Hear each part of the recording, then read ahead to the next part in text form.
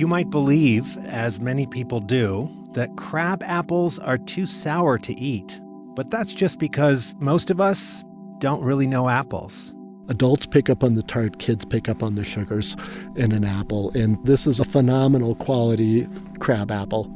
Somewhere in the hilly farmland north of Cortez, Colorado, Jude Schoenemeyer walks to the base of a tree called a transcendent crab. It's sort of a golf ball size apple, got a tartness, high sugar content. You can park a kid in front of one of these trees and they will not leave it. One of my kids' favorites, hands down. Schoenemeyer is a certified apple nerd in southwest Colorado, and he runs the Montezuma Orchard Restoration Project with his wife, Addie. Standing in front of the transcendent crab, he gazes lovingly up at the tree's witchy branches. It's a big, big tree. It's sort of cracked in the center. The tree itself is probably 2 to 3 feet in diameter. And if you look down on the left side there, you can see the graft line. You see the actual physical scar from where Jasper Hall grafted this tree 100 and something years ago. And Jasper Hall died here in 1915. You know, this tree is at least 110 and it could be 125 years old now, but it's still here.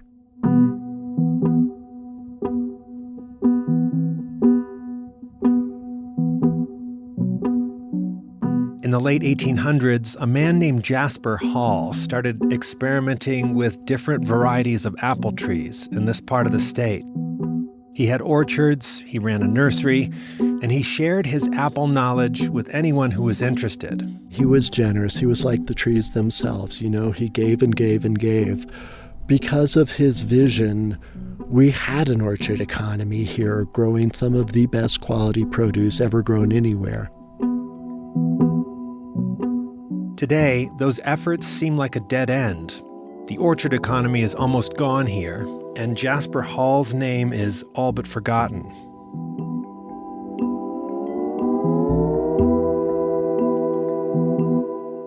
From Magic City Studios and KSUT Public Radio, welcome to Territories, a multimedia podcast and audio time machine. I'm Adam Burke. In each episode, we explore hidden histories embedded in Colorado's most iconic landscapes. On today's episode, we look at the history found in the old orchards of southwest Colorado and one man's quest to turn the region into an apple Mecca. Was Jasper Hall's life just an historic footnote, or was he a visionary ahead of his time? As with a lot of history, it depends on who you ask.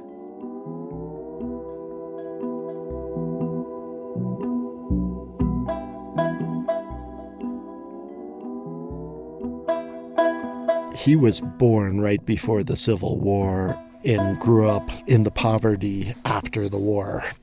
Jasper Hall was raised in the western foothills of the Appalachian Mountains.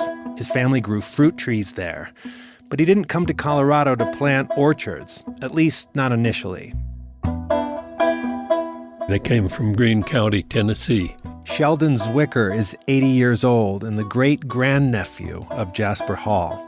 In the 1880s, Zwicker says Hall joined other family members in the San Juan Mountains above Ophir, Colorado, where they established a mining camp. The Halls were gold miners, and there were 13 in the Hall family in those camps. But they got diphtheria, and out of the 13, 5 of them come out alive. Jasper Hall and his older brother Norman were among those 5 survivors. Losing so many family members so quickly must have been a very harsh lesson. They died off up there trying to mine gold and not getting rich, and all of a sudden they decided there's something we know that we can do, and it ain't mining gold.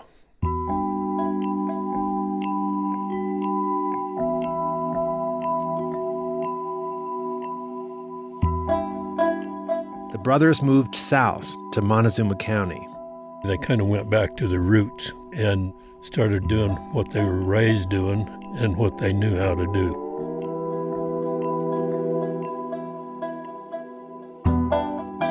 They first planted orchards in the sandstone canyons west of Cortez, but soon Jasper Hall had his eyes on the hills north of the city.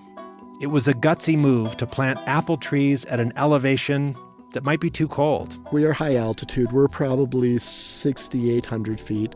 This is really high for apple production. It's as high as anyone has ever attempted commercial apple production anywhere.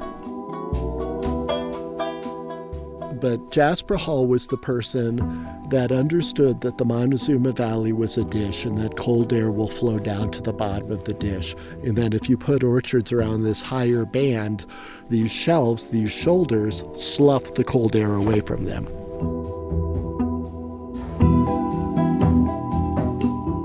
But there was another good reason to grow apples on the shoulders of those hills. They were close to the Denver and Rio Grande's new railhead in Dolores. So all you had to do was haul produce up the road, through the canyon, and down into Dolores where you hit the train.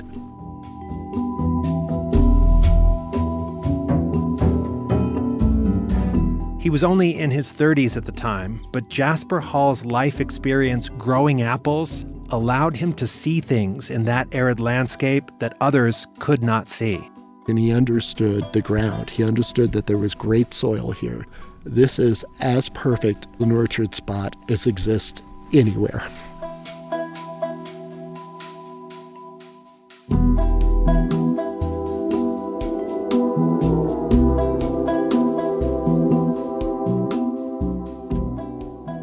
His orchards were diverse, and he planted apple varieties we wouldn't recognize today. There was the transcendent crab and the winter banana. There was an apple called the Shenango strawberry, which ripened in the middle of summer. And there were winter apples like the Thunderbolt that got better in storage and could last all winter long in a root cellar. Jasper Hall was considered the fruit wizard of Montezuma County. He was an exceptional grower. In 1904, Montezuma County Fruit brought home several gold medals from the World's Fair in St. Louis, and the orchards were flourishing. If you would have ridden your horse across here in the early 1900s in May, you would have been riding through blizzards of apple blossoms.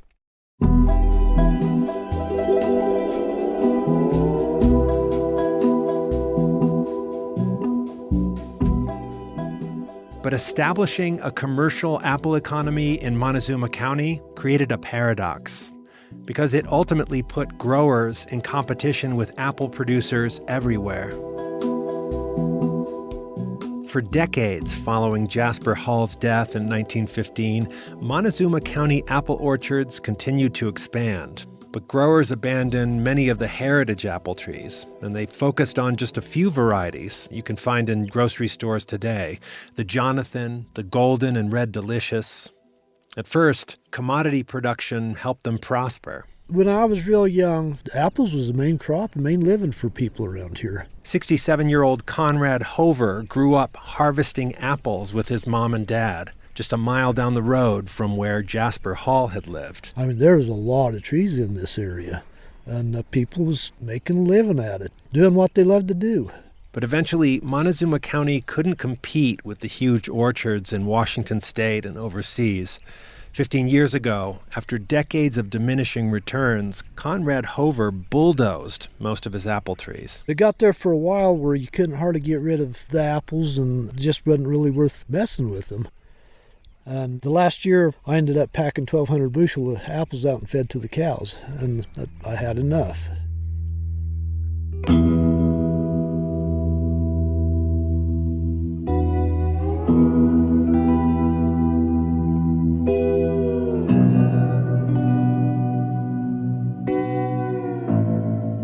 What happened with apple growing in Montezuma County is a story that's played out nationwide over the last 125 years.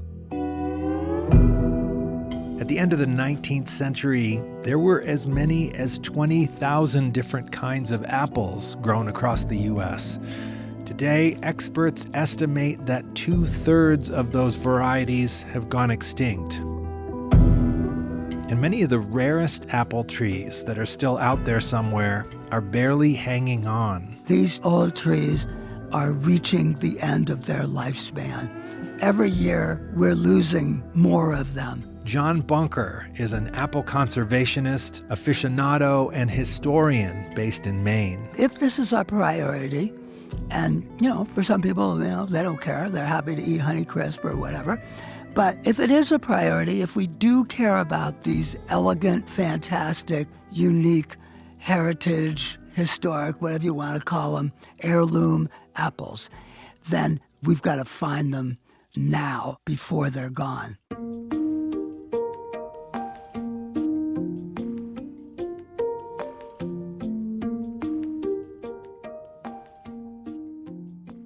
Today, Bunker is a nationally recognized expert, but back in the 1970s, he was a novice. He had just graduated from college when he decided to move to an old woodlot in the town of Palermo, Maine. So I bought this land very cheap with two friends at the age of 21.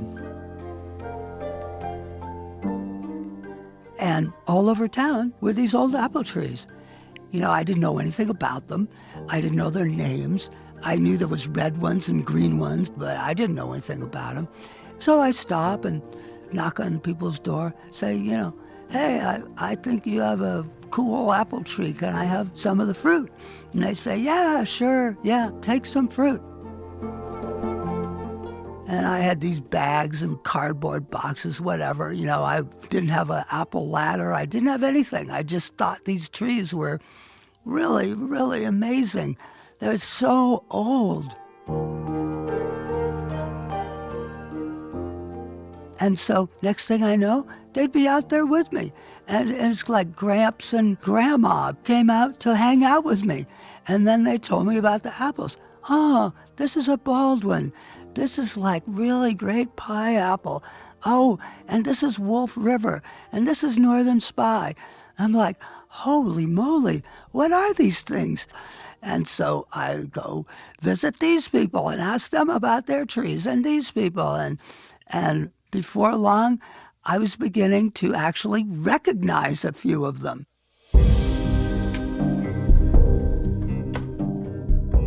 Bunker started taking cuttings of the varieties he liked and propagating them at home. He talked to old growers, read about apple lore in books, and launched a nursery to help bring back rare varieties. And over time, he came to appreciate the distinct qualities of heritage apples and the way that those apples were eaten by farmers 100 years ago. They ate pies and sauce and apple butter, apple cake, apple bread, apple this, apple that. And if you want to make a really great pie or make really good sauce, really good sauce, a really good pie, not a pie doused with cinnamon and nutmeg and cloves and sugar and whatever, but like something that you can really taste the fruit and the fruit cooks to perfection. Those varieties, you can't get them in the grocery store. You can't even get them at most commercial orchards. But the best pie apples, they're still here. That's the amazing thing about it, because generation after generation grafted these and passed them along. They're still here with us, and we can grow them again. Bunker is the author of Apples and the Art of Detection, a book about searching for lost varieties and trying to find names for apples of unknown origin. Each year, people all over Maine bring him bags of apples to identify. Some of them take years, and those are the mysteries.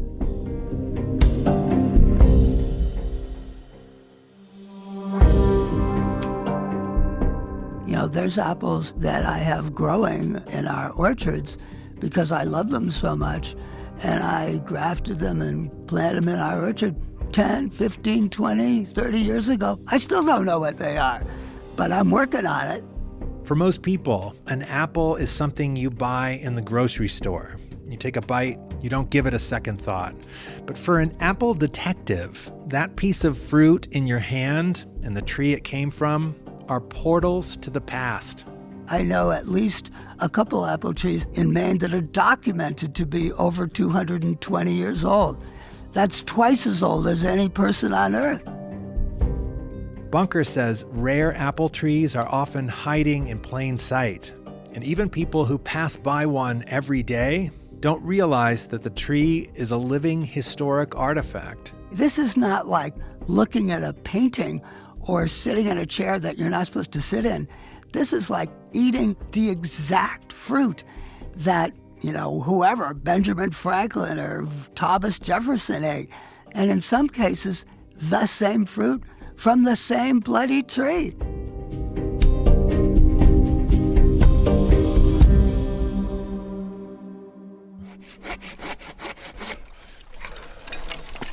See, that's already dead.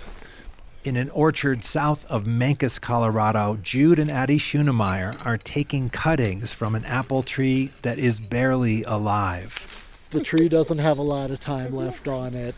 They snip off little pieces of growth, each the size of a birthday candle, and later they'll graft these onto rootstock. This is what we use to make new baby trees. They don't know what kind of tree this one is, but they do know from genetic testing it is extremely rare. It's a lost apple. It's one of the rarest apples on Earth. And even if we never know its historic name again, it's still worthy of preserving.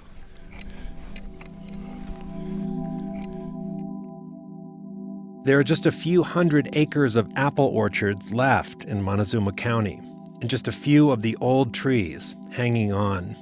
But the ground, the apple-loving earth, is still here. Jude Schoenemeyer opens a gate at the headquarters of the Montezuma Orchard Restoration Project, the same land where Jasper Hall built his apple operation in the early 1900s. When Jasper Hall lived here, everything we see below us for 45 acres was orchards. The pasture now has dozens of tiny young apple trees, each one grafted from a cutting collected around southwest Colorado. Many of these varieties are quite rare, and some may be entirely unique. This is a genetic bank. This is our little ark. From this orchard, we're able to take these cultivars and get them back out to other new orchards. Without this place, these are not easy to bring back. The Montezuma Orchard Restoration Project is focused on saving the heritage varieties of apple trees that were grown here in the early 1900s. And the project promotes growing apples the way Jasper Hall did. Diverse orchards with fruit you can't find in grocery stores. It's a niche Jude Schoenemeyer says can be profitable, even on small acreage. We head to a warehouse where Schoenemeyer shows off a mobile juice press. It's a crucial piece of equipment that they hope will ensure revenue for local apple growers. We realized years ago that if we were going to rebuild the fruit economy here, if we were going to get people to plant the next generation of 100-year-old trees and to take care of the old trees they had, we had to have a market for the fruit. Without this, we can't tie together everything that needs to be tied together to rebuild the economy. In 20 years, the restoration project has had plenty of success. There are even little green shoots of an apple economy coming back here, like local cider makers willing to buy fruit. But rebuilding a regional apple economy in 2025 is hard, really hard, and there are some who believe it's impossible. Most of our best growers are dead now, or they're too old to do anything. So we're putting Humpty Dumpty back together again. And even if they do put Humpty Dumpty back together, it's not clear that consumers will care. Most of us think we already know apples. They're something we buy at the grocery store. And if you've never tasted a transcendent crab, you have no idea what you're missing out on. We've had apples that taste like wild honey, like curry. We've had apples that taste like butterscotch. We have apples that taste like vanilla. You get some that taste like sweet tarts. I mean, so many different subtleties depending on where they're grown. Consumers have gotten themselves to settle on just a few very basic varieties, and they miss out on so much of what's out there.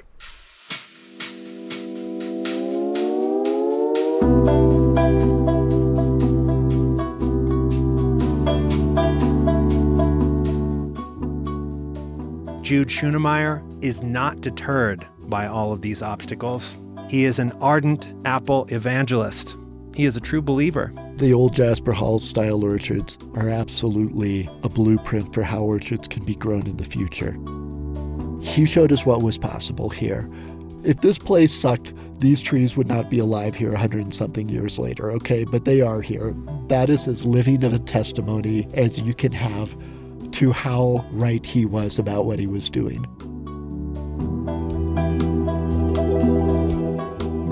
To have this body of work, to have this much experimentation, this many trials, this much heartache, this was a gift. Apple growing, the orchards of Montezuma County are a gift to us.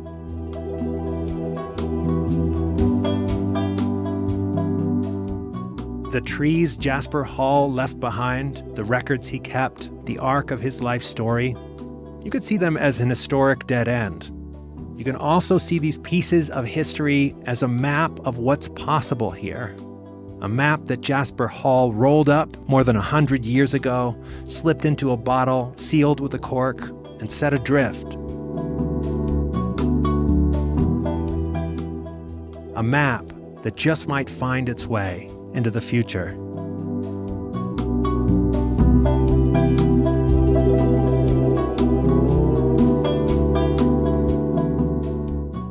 You're listening to Territories, a history podcast produced by Magic City Studios in partnership with KSUT Public Radio. Support for Territories comes from the Colorado Housing and Finance Authority and from the Southwest Colorado Local Organizing Committee, working to commemorate Colorado's 150th anniversary of statehood. Find out more online at colorado150southwest.org. Special thanks this week to Jude and Addie Schoenemeyer, Sheldon Zwicker, John Bunker, and the studio in Portland, Maine.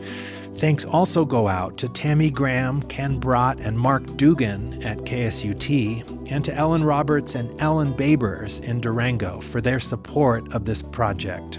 You can find out more about Territories, get involved with the project, and share your story ideas with us by visiting our website, theterritories.net.